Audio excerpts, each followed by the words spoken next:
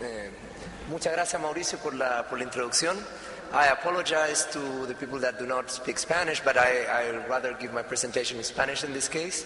Porque voy a dar la presentación en español, pero me disculpo para las personas que no hablan español. Creo que la audiencia probablemente apreciaría que habláramos en español. Y les cuento un poco de lo que voy a hablar.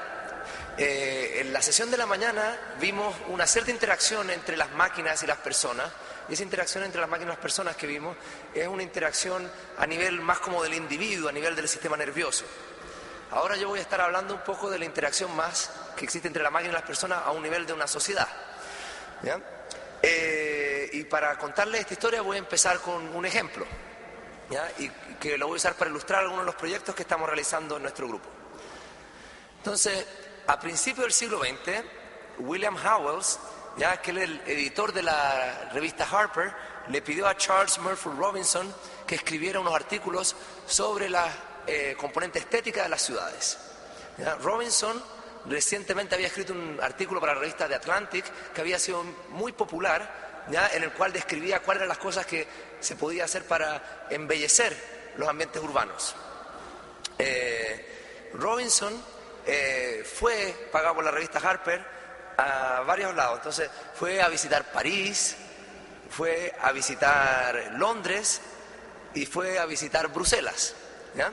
Y después vuelve a Estados Unidos y escribe estos 3 artículos, y la conclusión, ¿ya?, a la que llega Robinson es que las ciudades americanas como que no estaban a la medida, ¿ya? Y aquí voy a poner énfasis en la palabra medida.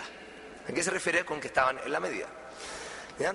Robinson era parte del movimiento que se conocía, después se llegó a conocer como el City Beautiful Movement, ¿ya?, o el movimiento de Civic Art, como le gustaba decir a él, ¿ya? Después fue profesor en la Universidad de Illinois, mucho tiempo fue muy, influenció mucho a lo que es el urbanismo en Estados Unidos y en el mundo, ¿ya? Y este movimiento de Civic Art, esta es más o menos la concepción que ellos tienen. Acá les doy un ejemplo, ¿ya?,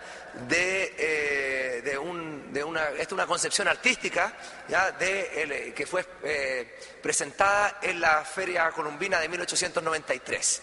¿Ya? Entonces, esta es una expresión artística, es una concepción de cómo la gente en esa época pensaba que las ciudades tenían que ser, y esta era gente que se preguntaba si es que la componente estética de las ciudades, o cómo estas estaban estructuradas, afectaba eventualmente, ¿ya?, el comportamiento de las personas de distinta manera.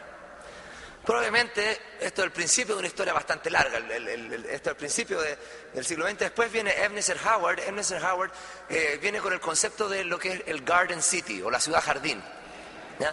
La idea del Garden City es que ellos dicen, mira, las ciudades ahora van a cambiar con esto de la invención del automóvil, la tecnología va a cambiar la manera que nosotros organizamos nuestras ciudades, y lo que vamos a tener eventualmente son ciudades que van a ser como parques en los cuales nosotros tenemos las viviendas dentro de estos parques.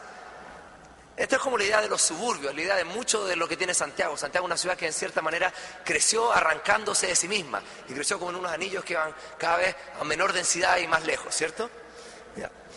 Pero la ciudad de Ebenezer Howard, el Garden City, es una ciudad que es de muy baja densidad. Después de Howard viene Le Corbusier. Le Corbusier reconcilia, ya, el concepto de densidad con el concepto como de Garden City, ¿ya? Y él presenta, acá si pueden ver, por ejemplo, este ejemplo, esto es París, y esta es la idea que él tenía para París, ¿ok?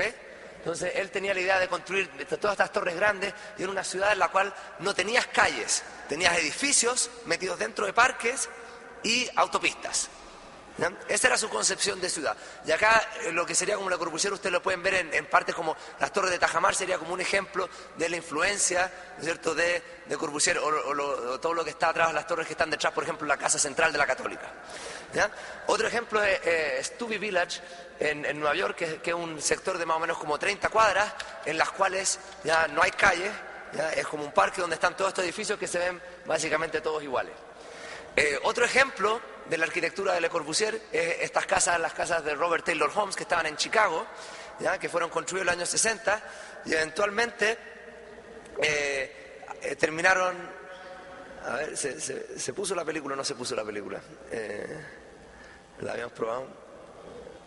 Bueno, y en esto fue lo que terminaron, ¿ya? Porque ¿qué es lo que pasaba? Que el concepto de Le Corbusier, este concepto de esta ciudad que estaba hecha en estos edificios grandes, que están puestos en unos lugares donde eventualmente es como un parque y solo residencia, le faltaban ciertas cosas que las ciudades sí tienen, una cierta complejidad que existe en las ciudades que no existía en este diseño que se había presentado. Entonces, eventualmente, ¿no es cierto?, estos edificios fueron destruidos. Y la que viene eventualmente a reescribir la última parte de esta historia, ¿ya?, vendría a ser Jane Jacobs. ¿Okay? Jane Jacobs, que era una periodista, ella empezó a escribir comisiones para una revista sobre ciudades y eventualmente escribe un libro muy influencial a principios de los años 60 que se llama The Life and Death of Great American Cities, ¿ya? Y ella lo que dice, no, es que en la ciudad en verdad toda la complejidad, todo lo que los diseños urbanos estaban tratando de evitar era lo que era esencial dentro de las ciudades. ¿Ya? Lo que era esencial era tener esta mezcla de usos, lo que era esencial era tener como este desorden, lo que era tener gente en la calle es lo que hacía que la ciudad fuera segura y todo eso. Entonces ahora, si ustedes ven esta pequeña como historia del urbanismo en 3 minutos, ¿ya?, se van a dar cuenta que todas las ciudades donde nosotros vivimos son como una mezcla de todas estas cosas, ¿cierto? Tenemos este edificio, por ejemplo, de City Beautiful, ¿cierto?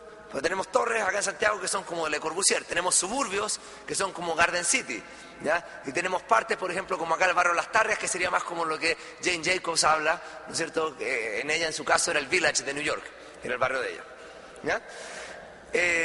El proceso de diseño urbano es un proceso que ocurre de repente de manera muy explosiva, ¿ya?, y ha estado determinado en gran parte por teoría. Todo lo que yo le acabo de contar eran teorías. Toda esta gente tenía teorías de cómo construir estos ambientes urbanos y a afectar eventualmente el comportamiento de las personas, cómo éstas interactuaban, cómo la ciudad evolucionaba, ¿ya?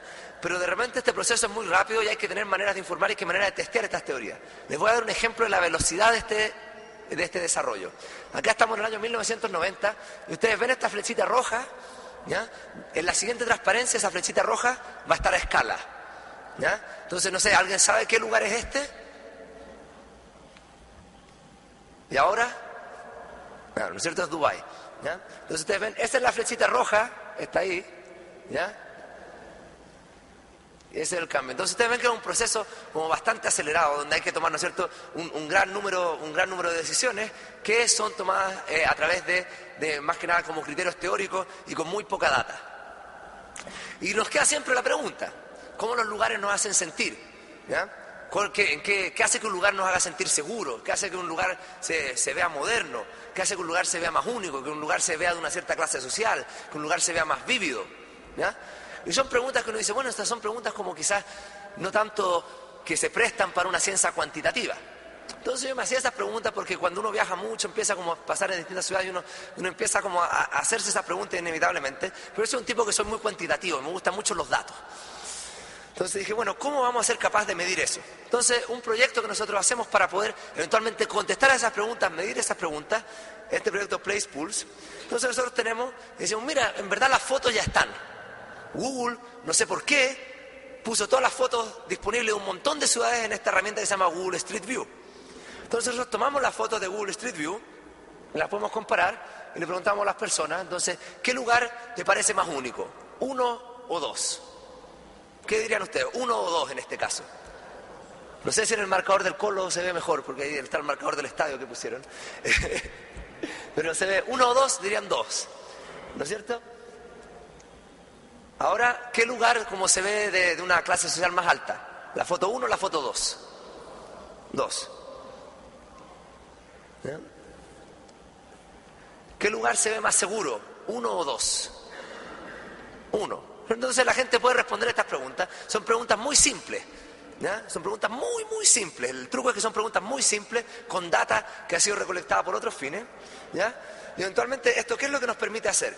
¿Ya? Acá tengo una visualización de esta data en Nueva York. Entonces la gente va votando, ¿no es cierto? ¿Ya? Y nosotros podemos empezar a agregar estos votos, y estos votos eventualmente nos ayudan a hacer lo que los urbanistas llaman un mapa evaluativo, ¿ya? Este es un mapa evaluativo de una ciudad. Entonces nosotros agregamos todos estos votos, ¿ya? Y eventualmente somos capaces de encontrar las partes de las ciudades que les va mejor, que les va peor, ¿ya? Y somos capaces de generar un ranking, ¿no es cierto?, de estos lugares, ¿ya? Entonces eso ya es como el primer peldaño en esta agenda de investigación. El primer peldaño es poder tener una forma de medir.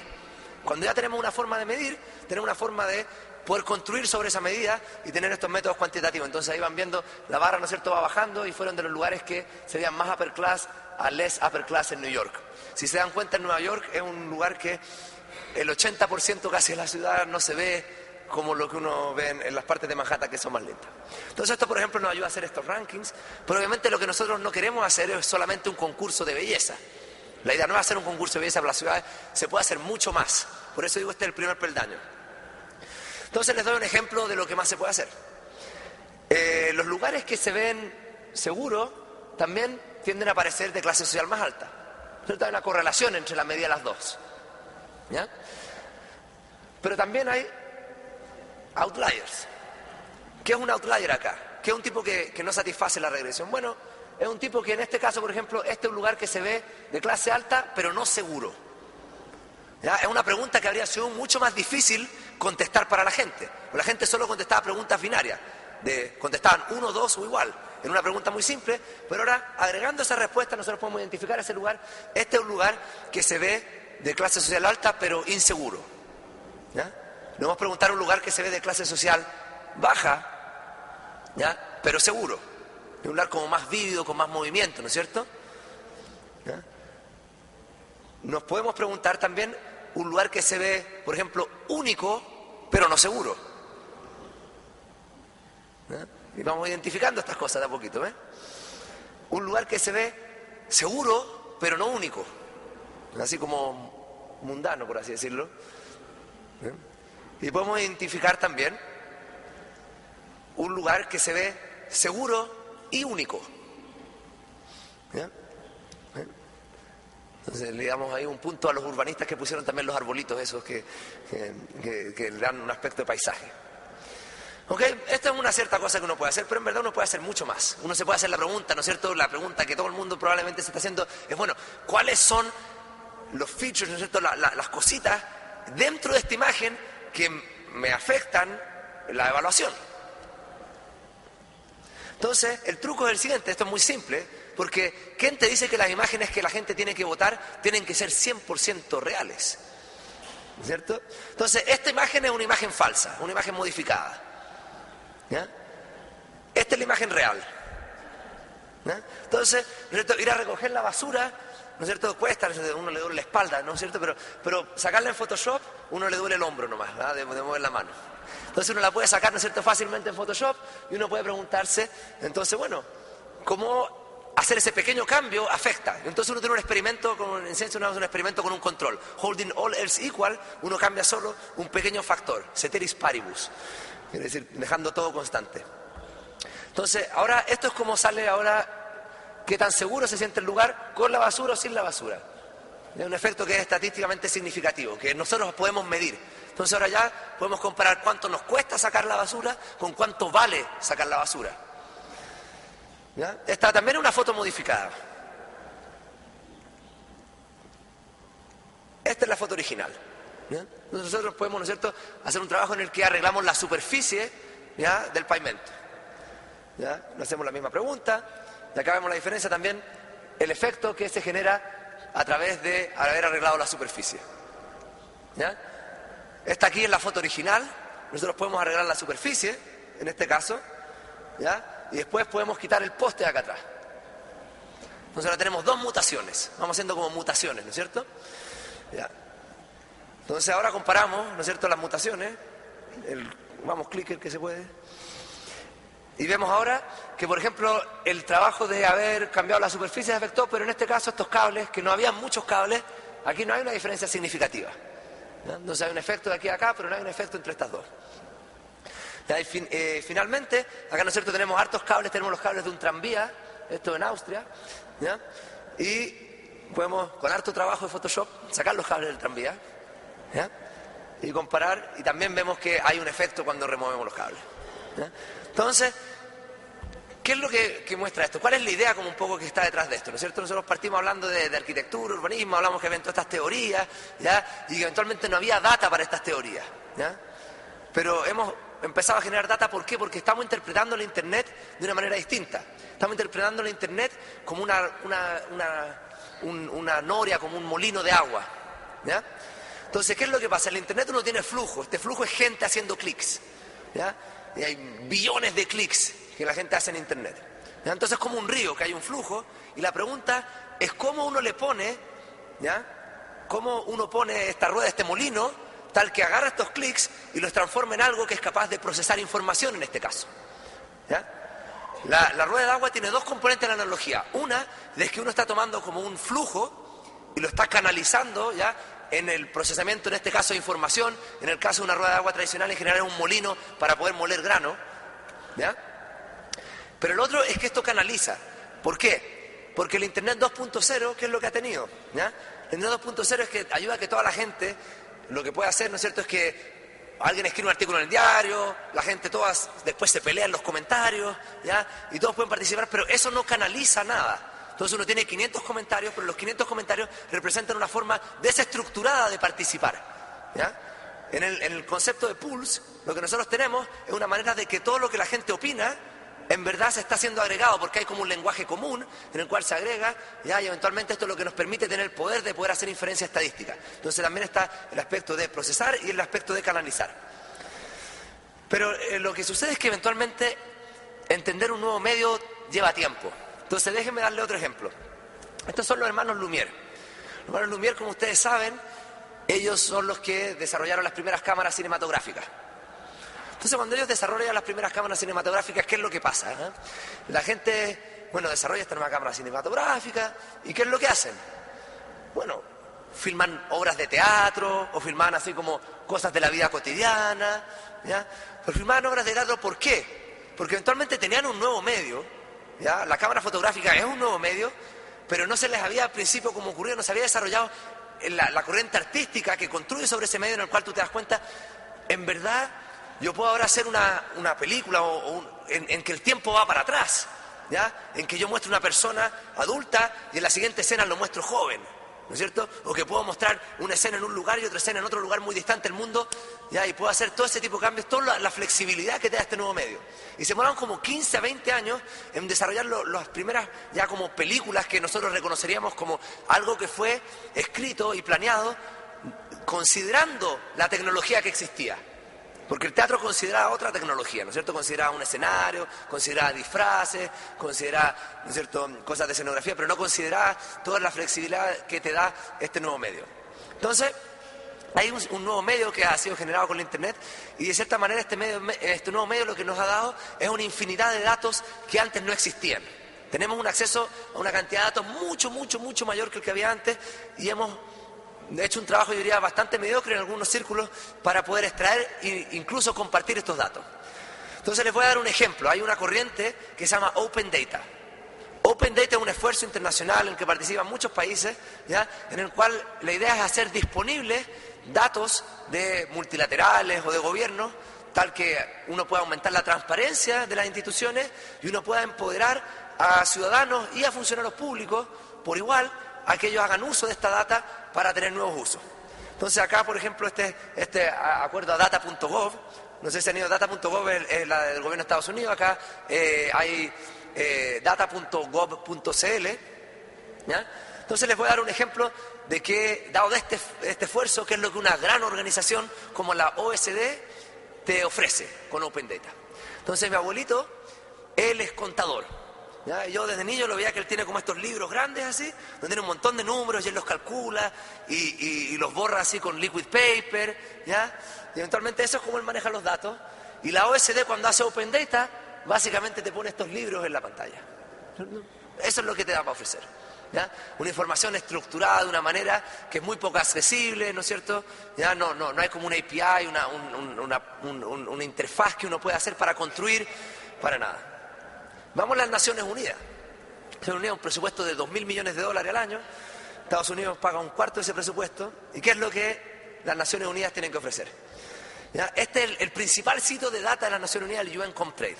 Entonces el UN Comtrade es eventualmente todas las aduanas del mundo reportan, ¿ya?, su información de comercio internacional, de qué le compraron a quién y cuál fue el volumen y eso. Y las Naciones Unidas te da este sitio en el cual se deposita esta información y tiene una funcionalidad espectacular.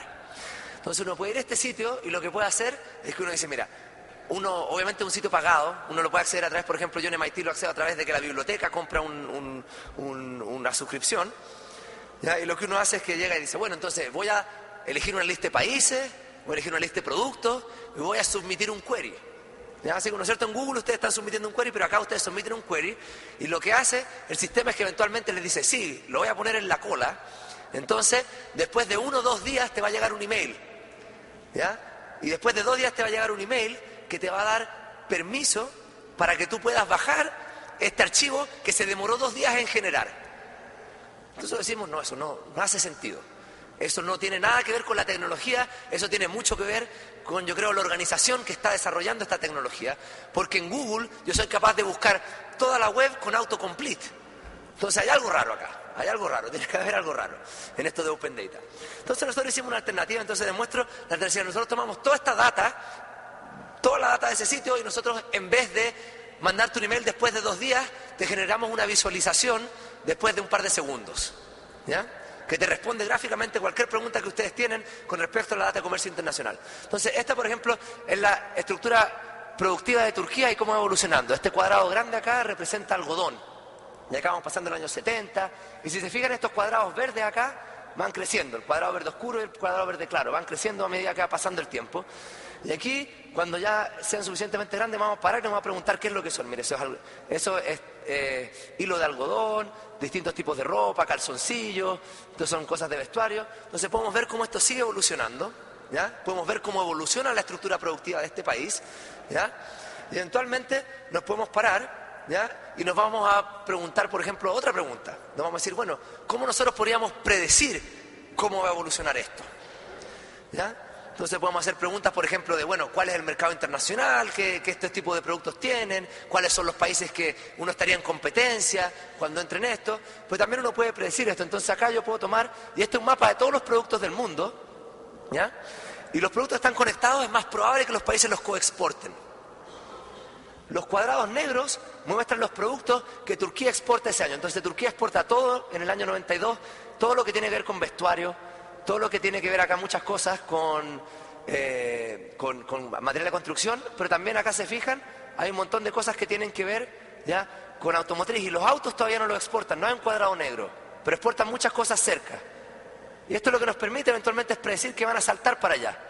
Porque claro, porque ya les queda cerca, hay una evolución de la estructura productiva que de hecho es coherente y eventualmente, como ven, saltaron ahí, saltaron allá, se van desarrollando, saltando los productos que les quedan cerca en el espacio producto. Y esto lo que nos da es una capacidad de predecir el desarrollo productivo del futuro. Entonces ahora, si yo veo esta otra visualización, que es otra representación de la misma data, soy capaz de predecir que el año 2009 automóviles iba a ser unos productos y de hecho es la principal exportación de Turquía. Si ustedes no sabían, Turquía es un exportador de automóviles.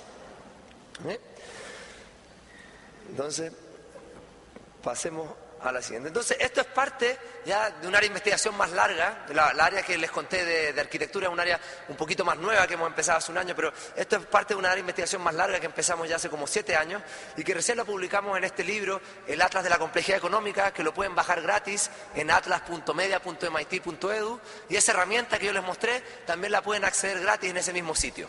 Entonces pueden ver la estructura productiva del país o del producto que ustedes quieran y cómo esta evoluciona en el tiempo, ¿ya? También pueden ver, si les gusta más la prensa popular, también hay artículos en el Financial Times, el Economist, etc. ¿Ya? Pero también lo que nos ha llevado la data no es solo a generar distintas maneras de recolectar data y hacer que la gente participe, ¿no es cierto? El primer proyecto que les mostré cambia la forma de participación, porque nosotros en Place Pulse hemos recolectado más de 600.000 votos ahora, ¿ya? De personas. 600.000 personas han participado en esta evaluación de las ciudades. En este otro proyecto mostramos que podemos representar data de manera distinta, ahora que tenemos grandes data disponibles, y al representar data de manera distinta podemos hacer predicciones, ya en sistemas que la gente no está acostumbrada a hacer predicciones, pero también lo que nos ayuda a hacer es medidas distintas. Yo lo digo cuando nosotros hablamos de medidas así como el GDP per cápita o el PIB per cápita, ¿ya? Lo que estamos teniendo es una medida que fue inventada en los años 30 con unas limitaciones, con unos constraints de la tecnología de los años 30. Entonces es como que imagínense ustedes fueran al reporte del tiempo mañana, ¿ya? Y en vez de decirle cuál va a ser la temperatura de Santiago, les dijeran cuál va a ser la temperatura del continente sudamericano en promedio por la próxima semana. Es como, sí, si ese número es más bajo, más alto, probablemente algo va a correlacionar con la temperatura que haga en tu ciudad, pero es una cosa tan agregada que te entrega muy poquita información. Entonces uno quizás puede innovar un poco en las medidas, tomando más en cuenta la diversidad de cosas y la multidimensionalidad de los sistemas sociales. Entonces, como ustedes ven, lo que los países hacen importa, ¿ya? Y nosotros de hecho hemos generado medidas que a partir de lo que los países hacen nos ayudan a entender el nivel de desarrollo que tienen desde un punto de vista productivo. Y no voy a entrar mucho en el detalle de la medida. Las medidas están hechas, son unos métodos espectrales, un autovector, de una proyección de la matriz de quién hace qué, ¿ya? Pero esta medida eventualmente lo que nos permite hacer es, dado conocer quién hace qué, la matriz de quién hace qué, nosotros podemos inferir quién sabe qué, quién sabe cuánto, ¿ya? Y estas medidas les voy a dar así como una idea un poco de qué es lo que ranquea. Yo tengo solo una matriz de ceros y unos, ¿ya? Y sé qué país hace qué. No sé nada más, ceros y unos. Me limito a eso. Pero una matriz más o menos grande. Son 200 países y 1000 o 5000 productos, depende del nivel de agregación al que esté trabajando. Y ahora si yo hago esa matriz, hago estos métodos que nosotros diseñamos, ¿ya? Y me pregunto cuáles son los productos más sofisticados del mundo, me salen cosas como máquinas, por ejemplo, basadas en el uso de rayos X. Otro producto sofisticado sería instrumentos, ¿ya? Para análisis físicos o químicos. Los productos menos sofisticados del mundo, por estas medidas, sería el petróleo crudo, ¿no es cierto? Sería, ¿cómo que se llama? Estaño en su estado más crudo, ¿ya? Sería el algodón, también sin procesar, la cocoa sin procesar, los granos de cocoa, las semillas de sésamo. El país más sofisticado del mundo, ¿ya? Sería Japón, el segundo Alemania y el tercero sería Suiza, ¿ya? Entonces tenemos unas ciertas medidas que más o menos como que hacen sentido, pero hacer sentido en general, ¿ya?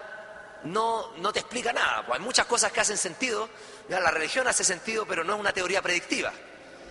Entonces queremos tratar de ver qué es lo que podemos predecir con esto. Entonces vamos a tomar acá una medida basada en una teoría del mundo que estamos más acostumbrados, que es el ingreso per cápita. Y acá vamos a tomar la complejidad económica. Y vemos que hay como una correlación más o menos buena. Esta es nuestra medida basada en qué es lo que los países hacen y esto es cuánto ganan. Y la pregunta que nos vamos a hacer es, ¿qué es lo que importa? ¿Lo que tú haces o lo que tú ganas? ¿Ya? Entonces acá yo tomé 3 ejemplos. Este está acá Singapur, este es Chile y este es Pakistán. Y estos los tomo como ejemplo solo porque son 3 países que hacen exactamente el mismo número de productos. Pero cuando uno considera otras cosas de estos productos, como qué tantos países hacen esos productos, qué tan diversificados son los países que tú haces, y uno hace este método que nosotros tenemos, Singapur se agrupa con los países ricos, Pakistán con los países pobres, y Chile se queda más o menos donde mismo. Entonces tenemos una correlación más o menos buena, pero todas las cosas correlacionan con ingresos. El número de los kilómetros de calle, todas las cosas correlacionan con ingresos. Pero la pregunta es ¿quién sigue a quién? Es lo que se llama la causalidad de Granger. Entonces lo que yo puedo decir es que mira, si lo que importa es la complejidad, yo puedo empezar a pensar un poquito qué quiere decir estar afuera de la línea de este diagrama. ¿Qué es lo que quiere decir ser China, India, Ucrania, Armenia o Bielorrusia? Bueno, estos son países que nosotros estaríamos diciendo que tienen lo que se necesita, ¿ya? Para hacer las cosas que están hechas por países que ganan 10 veces lo que ellos ganan, ¿ya? They have what it takes to make the things that are done by countries that are, 10 times richer. Entonces, ¿quién debería crecer? Si yo soy capaz de hacer tu trabajo, pero cobro 1/10 del sueldo, es más probable que quizás mi sueldo crezca, ¿cierto? Estos países acá son países pobres, por ejemplo, Camerún, Sudán, pero dado lo que hacen, no deberían ser más ricos. Pero estos sí. Estos, dado lo que hacen, son muy ricos, ¿ya? Entonces yo puedo tomar el residuo, que es la distancia entre la línea de regresión y el punto, y ver si es que eso predice crecimiento, ¿ya? Y predice crecimiento como caballo, ¿ya? Entonces, predice crecimiento muy fuerte. Entonces decir, bueno, pero es que hay otras cosas que entran, ya puede decir, es que está la gobernabilidad, está la educación. Me da la impresión que en Chile como que este año se habló un poco de educación, no me queda claro si es que eso fue algo que pasó, ¿no? Pero me da la impresión que sí hubo un diálogo en educación. Entonces uno puede decir, bueno, podemos comparar con otras cosas. Entonces en el libro nosotros comparamos con otras cosas. Entonces, por ejemplo, tomamos todos los indicadores de gobernabilidad del Banco Mundial, tomamos una regresión más o menos grande y vemos la contribución marginal a esta regresión de nuestras medidas de complejidad y de todas las medidas de gobernabilidad del Banco Mundial, ¿ya? Y la contribución marginal, después de controlar por el ingreso inicial, después de controlar por el crecimiento en las exportaciones de materias primas y un montón de otras cosas, ¿ya? Encontramos que la contribución marginal de nuestra variable de complejidad económica es 15%. 15%. Todas las variables de gobernabilidad del Banco Mundial juntas es como un 2%, y por separadas no son ni siquiera significativas, desde un punto de vista estadístico. Las variables de educación, esto es lo que nos va a nosotros, esto es como salen las variables de educación que tenemos. Ahora, esto es como nos va a nosotros y esto es como le va al índice de competitividad del World Economic Forum. Y ese índice sale todos los años, y todos los años va a salir una noticia, ustedes van a ver en el diario, Chile o donde estén, o Turquía, sube un punto en el ranking, sube 2 posiciones en el ranking, baja 2 posiciones en el ranking. Esa noticia, el encabezado podría ser, país tiene cambio estadísticamente no significativo en un ranking que no predice nada. ¿Ya? Claro.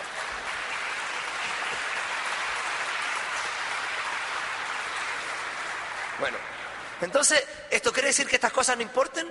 No. Yo no quiero decir que la gobernabilidad no importa, que la educación no importa, que la competitividad no importa. Pero lo que quiere decir que probablemente las medidas que nosotros tenemos de esto son medidas que están capturando las componentes de estas que son irrelevantes para el crecimiento de los países. Piensa en el caso de educación. ¿Qué estamos midiendo educación? ¿Lo medimos con años de escolaridad o con pruebas estandarizadas? ¿Qué es lo que son los años de escolaridad? Los años de escolaridad es una medida, desde un punto de vista preciso, una medida de cuánto tiempo pasó el culo de un niño sentado en una silla. ¿Ah? Eso es lo que dice Lance Pritchett, un amigo mío que es economista de Harvard. Entonces, claro. Entonces no te dice qué tanto aprendió la persona. ¿Cuáles son las medidas de PISA? PISA, ¿no es cierto?, el test internacional, o tienes TIMSS, también es otro tema estandarizado. Te dice que la gente sabe lo mismo, porque es la misma prueba para todos. Lo que nosotros creemos que eventualmente lo que importa en el desarrollo de los países es la diversidad de conocimiento. El país funciona no porque todos saben lo mismo, el país funciona porque todos saben cosas distintas. ¿Ya? Y esto no te lo captura en este tipo de medidas. La estructura productiva es una expresión de saber cosas distintas. En un país que tú tienes un sector que fabrica, ¿no es cierto?, películas fotográficas, te está expresando el conocimiento de cierta química, ¿no es cierto? En un país que fabrica, ¿no es cierto?, microprocesadores, te está expresando otro tipo de conocimiento. ¿Ya? Los productos que tú haces te expresan ciertas cosas de conocimiento. Entonces, por eso nosotros creemos, no es que eventualmente los productos sean lo que importa, sino que los productos son una expresión mucho más fuerte. Piensa como que hay algo fundamental, y los productos que hace un país es como el fenotipo, es como una relación fenotipo-genotipo. ¿Ya? Hay un cierto genoma que desconocemos, y lo que los países hacen es este fenotipo que se expresa. Por eso tenemos tanto poder predictivo en comparación con estas otras medidas. Entonces, con esto quería concluir. Mi conclusión es que, mira, como un medio, yo trabajo en el Media Lab, ¿ya? En un laboratorio de medios, sea lo que eso sea, esa es otra conversación, ¿ya? Pero los medios en general no nos ayudan a hacer las cosas que ya hacíamos más rápidamente y de manera mejor. Esa es como la cosa trivial del medio, ¿ya? La cámara fotográfica no es algo como que te ayuda a hacer pintura, y el computador no es una máquina de escribir en esteroides, ¿cierto? Ya, lo que te ayudan a hacer son cosas que tú no podías hacer. La contribución general del medio son cosas que eran imposibles de hacer dada la tecnología anterior. ¿Ya? Entonces, por ejemplo, con lo que es nueva data, esta es una dimensión que ha sido poco explorada. Con lo que es web 2.0 es una dimensión que ha sido muy poco explorada. Porque lo que hemos hecho son cosas que ya se hacían, ¿ya?, pero que las estamos haciendo más participativas. Por ejemplo, la Wikipedia es un esfuerzo participativo, pero las enciclopedias ya existían, ¿cierto? Los periódicos ya existían, ahora son más participativos con los comentarios, ya existían. En el caso de Pulse, lo que es medir la componente estética de cientos de ciudades, ya con la participación de cientos de miles de personas, es algo que no era posible hacer con la tecnología anterior. ¿Ya? Entonces hay ya una componente de como que expande la virtualidad del fenómeno. Lo que esto también apunta es que hoy en día, desde un punto de vista como de la generación en la que yo me encuentro, la generación X, que se dice así como la nomenclatura de la generación de Estados Unidos, ¿ya?, es muy difícil comprarse el cuento de que eventualmente vamos a poder seguir por, no sé si será 50 años, 100 años o 200 años, con lo que yo llamo la democracia de un bit. Nosotros vimos lo que se llama la democracia de un bit, ¿ya? Porque cada 4 años o 6 años, dependiendo del país, contribuimos un bit, ¿cierto? Este o este. Eso es más o menos la democracia que tenemos, una democracia que funciona con one bit at a time. Entonces, eventualmente tenemos un sistema en el cual nuestra capacidad de procesar información de manera colectiva es muy pequeña, ¿ya? Pero tenemos tecnologías que nos pueden ayudar a aumentar esa capacidad si es que somos capaces de explorar la virtualidad, de usar visualizaciones para representar datos y visualizaciones para recolectar datos. Y recolectar datos de manera inteligente, entender cuáles son las cosas donde la gente sí participaría, porque también no toda la gente quiere participar en todo. Y hay toda una exploración, ya que yo diría que todavía está de una manera muy temprana. Entonces va a haber un futuro donde la virtualidad que están abriendo estos medios va a ser una virtualidad que también va a afectar ya lo que son los sistemas de gobernabilidad. Yo creo que esta transición va a ser más o menos lenta. Ustedes vieron, por ejemplo, el estado de la tecnología en las Naciones Unidas, en el OECD. Yo trabajo mucho con las Naciones Unidas. El Banco Mundial, tengo que decir que en verdad ellos sí tienen un sitio web, el de WDI, que es a otro nivel comparado con lo que tienen las otras organizaciones, pero en general muchas de estas organizaciones o gubernamentales o multilaterales, yo digo que la pregunta de tecnología que se están haciendo es si deberían comprarse una impresora a color. ¿Ya? ¿Ya? ¿Ya? ¿Ya? Entonces, eventualmente, a lo que va el mundo es que el policy va un poco más allá de siquiera abrir la data. Cuando ustedes van a data.gov o van al sitio de data abierta que hay acá, lo que ustedes van a encontrar, y por favor vayan a los sitios, vayan a data.gov, vayan a data.gov.cl, van a encontrar un montón de archivos, todos en formatos distintos, ¿ya? Todos estructurados de manera distinta, ¿ya? Muchos de cosas bastante irrelevantes, ya que son difíciles de encontrar, que es muy difícil de construir. ¿Ya? Lo que nosotros tenemos que construir ahora es construir los sistemas que demanden mejores datos, tener unas políticas que ayuden a abrir los datos. Por ejemplo, una de las cosas que nosotros hicimos también hace un par de años, publicamos un paper que salió en la portada de Nature, ¿ya? Donde fuimos el primer grupo en estudiar los patrones de movimiento humano basado en datos de teléfonos móviles.